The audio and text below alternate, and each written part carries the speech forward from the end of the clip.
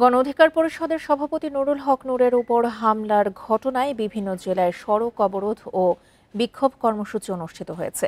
চট্টগ্রামে বীর চট্টলার বিপ্লবী ছাত্র জনতার ব্যানারে সকাল 11:30টার পর সড়ক অবরোধ করা হয়। এ সময় সড়কে টায়ার জ্বালিয়ে স্লোগান দেন বিক্ষুব্ধরা। রাজশাহীতে হামলার প্রতিবাদে মহাসড়ক অবরোধ করে বিক্ষোভ করেন রাজশাহী বিশ্ববিদ্যালয়ের ফ্যাসিবাদ বিরোধী ছাত্র জনতার নেতাকর্মীরা। অবিলম্বে হামলাকারীদের শাস্তির দাবি তাদের। এদিকে কুমিল্লা বিশ্ব রোডে মহাসড়কে টায়ার জ্বালিয়ে অবরোধ করে গণ অধিকার পরিষদের নেতাকর্মীরা। রাজশাহী সোনা মসজিদ স্থলবন্দর মহাসড়ক আধা ঘন্টা অবরোধ করা হয়। এছাড়া দিনাজপুর, সিরাজগঞ্জ, পটুয়াখালী সহ বিভিন্ন জেলায় বিক্ষোভ করেন দলের নেতাকর্মীরা।